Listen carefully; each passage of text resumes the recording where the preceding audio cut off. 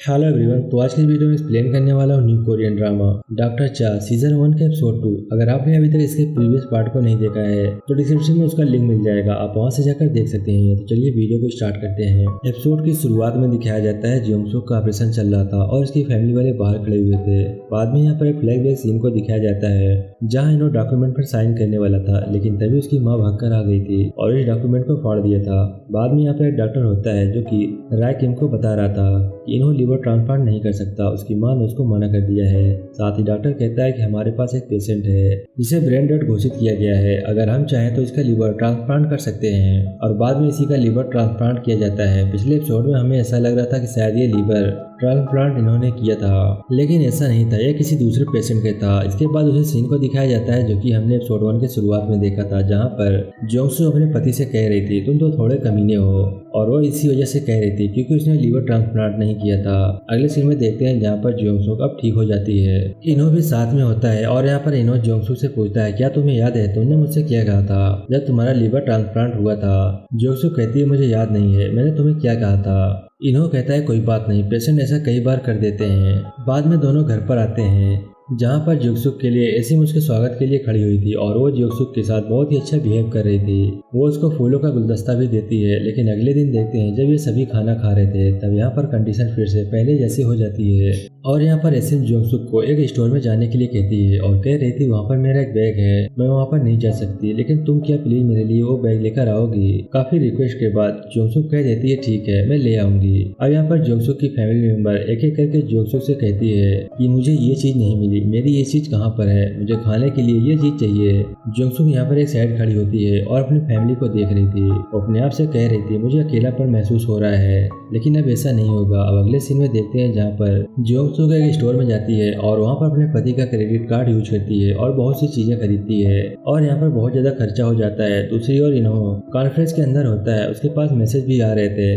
बाद में देखता है क्या चल रहा है, उसको पता चलता है उसके क्रेडिट कार्ड से बहुत ज्यादा खर्चा हो गया है। वो जोंगसुक के पास कॉल करता है और कह रहा था तुम ये सब क्या कर रही हो। जोंगसुक कहती है ये सब चीजें मैं इसलिए कर रही हूँ क्योंकि मौत के मुंह से बाहर आई हूँ, मैं ये सब चीजें करना चाहती हूँ जो कि मैंने पहले नहीं किया था। मैंने 20 सालों तक इन सभी चीजों को हाथ भी नहीं लगाया, लेकिन अब मैं ये सब करना चाहती हूँ। और वैसे भी मेरे पास तो कुछ भी नहीं है सिवाय मेरे फोन के और तुम्हारे क्रेडिट कार्ड के। मेरे पास कोई अपनी संपत्ति भी नहीं है, तुम्हारे पास तो बहुत सा पैसा है और तुम्हें विरासत में घर मिला हुआ है। मैं सिर्फ तुम्हारे क्रेडिट कार्ड को यूज कर सकती हूँ और मेरे पास है क्या, इसीलिए आपसे मैं जैसा चाहूँ वैसा जीवन जीऊंगी। बाद में जोंगसुक फोन कट कर देती है। इसके बाद जोंगसुक वो बैग भी ले लेती है जो उसके साथ में उसको लाने के लिए कहा था। अगले सीन में देखते हैं यहाँ पर जोंगसुक रात को इन्हों के कमरे के अंदर आई हुई थी। पहले तो इन्हों को देखती है और बाद में उसको थप्पड़ मारती है। इन्हों जागता है और कहता है कि तुम क्या कर रही हो, तुमने मुझे थप्पड़ क्यों मारा। जोंगसुक उसको कहती है मेरा मूड खराब था। साथ में जोंगसुक कहती है तुम्हारी त्वचा मुझसे अच्छी है, अब मैं बूढ़ी हो गई हूँ। इन्हों हंसता है और कहता है ऐसा कुछ भी नहीं है। इन्हों कहता है क्या इसीलिए तुमने मुझे थप्पड़ मारा है। जोंगसुक कहती है कि तुमने मेरे लिवर ट्रांसप्लांट में मदद नहीं की, मुझे भी कहीं से थप्पड़ पड़ा है। इन्हों चिल्लाता है और कहता है ये सब तुम क्यों कर रही हो। बाद में इन्हों शांत होता है और अपनी पत्नी से कहता है तुम घर के काम मत करना और तुम शॉपिंग के लिए बाहर जाना। अगले सीन में देखते हैं जहाँ पर चीजें बदल जाती है। यहाँ पर जोंगसुक टेबल पर अकेली बैठी हुई जूस पी रही थी। पहले उसकी बेटी आई रैंग आती है और कहती है खाना कहाँ पर है। जोंगसुक कहती है जो तुम्हें अच्छा लगे वो तुम बना लो। बाद में यहाँ पर इन्हों भी आता है, अपनी कॉफी के बारे में पूछता है। जोंगसुक कहती है तुमने ही तो कहा था कुछ भी काम मत करना। इन्हों कहता है ठीक है मैं खुद बना लूंगा। तभी यहाँ पर जोंगसुक की सास भी आती है और वो भी अपनी कॉफी के बारे में पूछ रही थी, लेकिन उसे भी कोई कॉफी नहीं मिलती। बाद में जोंगसुक अपनी सास से कहती है कि मैं अपनी गाड़ी की चाबी यूज कर रही हूँ और इसके बाद वो अपनी माँ के पास चली जाती है और वहाँ पर अपनी माँ के साथ खाना खाती है। अब यहाँ पर ड्यूकराई अपनी बेटी जोंगसुक के लिए बहुत ज़्यादा परेशान होती है। जोंगसुक कहती है मैं बिल्कुल ठीक हूँ, आप मेरी चिंता मत कीजिए। ड्यूकराई कहती है तुम्हें खुश रहना चाहिए। जोंगसुक कहती है मैं ऐसा क्या करूँ कि मुझे खुशी मिले।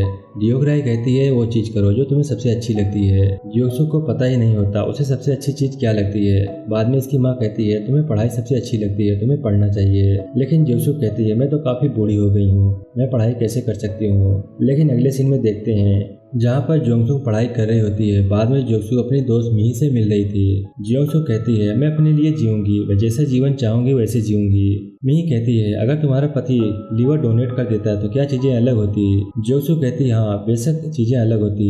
बाद में अपनी फैमिली के लिए और भी ज्यादा मेहनत करती है, लेकिन अब ऐसा मैं नहीं करूंगी। मिही यहाँ पर जोंगसुक से उसके पति के पहले प्यार का जिक्र करती है, लेकिन जोंगसुक को इसके बारे में पता ही नहीं होता कि इन्हो का पहला प्यार कौन था। बाद में मी उसे बताती है उसका पहला प्यार सियोंग हाई थी। और यहाँ पर जोंगसुक, इन्हो, मी, सियोंग हाई चारों एक ही स्कूल के अंदर पढ़ते थे। ये चारों एक ही यूनिवर्सिटी के अंदर भी पढ़ते थे। मी कहती है इन्हो का पहला प्यार सियोंग हाई थी, क्या तुम भूल गए। बाद में जोंगसुक कहती है हाँ मुझे याद आ गया, मुझे पता है जैगमिन का जन्म कब और कैसे हुआ था। बाद में हम एक फ्लैशबैक सीन को देखते हैं जहाँ पर ये सभी एक ट्रिप के लिए आए हुए थे।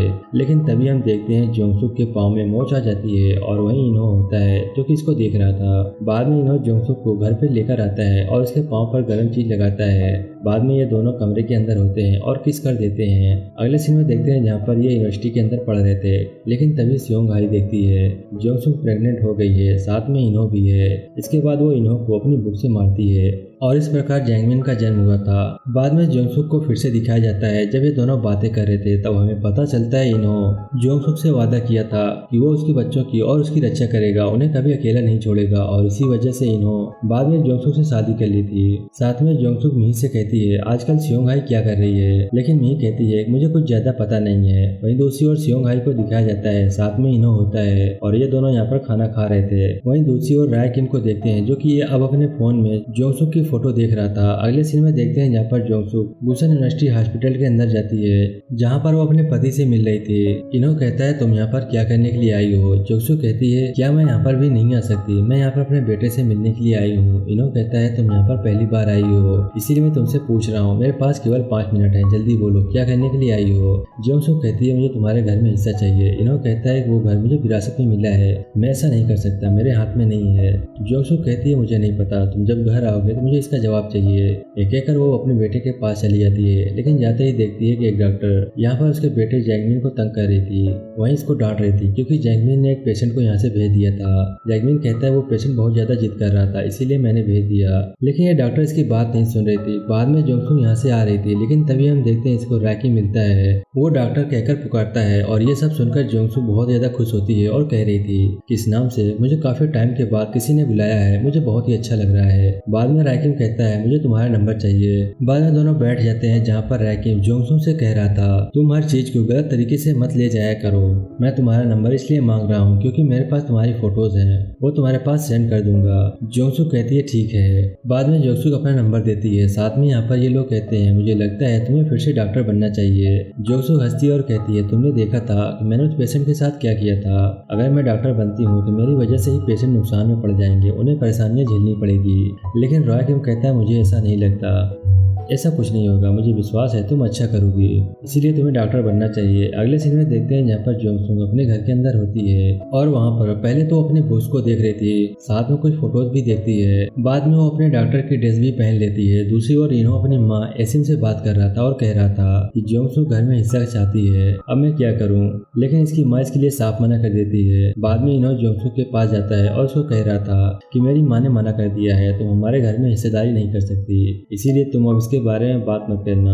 जोंगसुक कहती है जब जैमिन का एक्सीडेंट हुआ था तो मैंने अपने डॉक्टर का काम छोड़ दिया था, लेकिन अब मुझे पछतावा हो रहा है, मुझे ऐसा लग रहा है मुझे इसको फिर से शुरू करना चाहिए, शायद मुझे इसके लिए अप्लाई करना चाहिए। इन्हो हंसता है और कहता है तुम ऐसा क्यों कर रही हो, और वैसे भी तुम्हारी एज हो गई है, तुम ये सब करके क्या करोगी। जोंगसुक कहती है अगर तुम ऐसा ही करते रहे तो मैं तुम्हारे हॉस्पिटल के अंदर ही अप्लाई करूंगी। इन्हो कहता है तुम टेस्ट को क्लियर नहीं कर पाओगी, मुझे पता है। लेकिन जोंगसुक कहती है कि अगर मैंने टेस्ट को क्लियर कर लिया तो क्या होगा। इन्हो उसकी बात पर ध्यान नहीं देता और कहता है चलो सो जाते हैं। बाद में यहाँ से चला जाता है। अगले सीन में दिखाया जाता है जहाँ पर एसिम जोंगसुक को एक बड़े से होटल के अंदर ले आती है और वहाँ पर उसको बता रही थी कि मैंने सुना है तुम घर में हिस्सा चाहती हो, लेकिन ऐसा पॉसिबल नहीं है। वैसे भी हमारी फैमिली के अंदर एक परंपरा है जो कि फैमिली की सारी संपत्ति होती है वो अगले वारिस को जाएगी, यानी जैगमिन को सारी संपत्ति जाने वाली है, इसीलिए तुम इसका क्या करोगी, इसीलिए तुम रहने दो। इसके बाद जोंगसुक कहती है मुझे समझ में आ गया ये आप क्या कह रही हैं। बाद में जोंगसुक रेजिडेंसी के लिए अप्लाई किया था। इसके बाद वो एक स्टोर के अंदर आई हुई थी,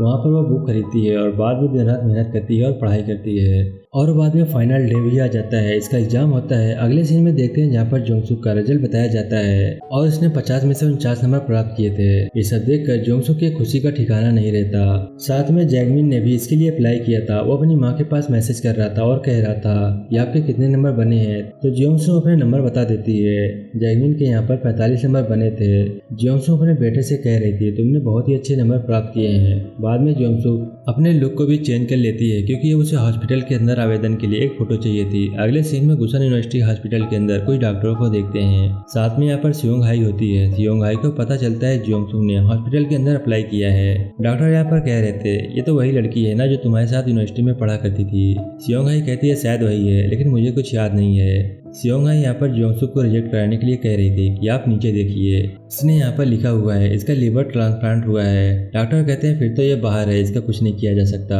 बाद में सियोंग हाई इनो के पास कॉल करती है और कह रही थी कि ये सब क्या चल रहा है, तुम्हारी पत्नी ने हमारे हॉस्पिटल के अंदर आवेदन किया है। इनो कहता है मुझे इस बारे में जानकारी नहीं है। बाद में इनो अपनी पत्नी के पास कॉल करता है लेकिन जियोंगसुक फोन को नहीं उठाती। जियोंगसुक गुसन यूनिवर्सिटी हॉस्पिटल के बाहर खड़ी हुई थी। बाद में अंदर आती है और उसका बेटा यहीं पर था। जैगमिन अपनी माँ से कहता है आप यहाँ पर क्या कर रही हैं, आप यहाँ पर ऐसे ही नहीं आ सकती।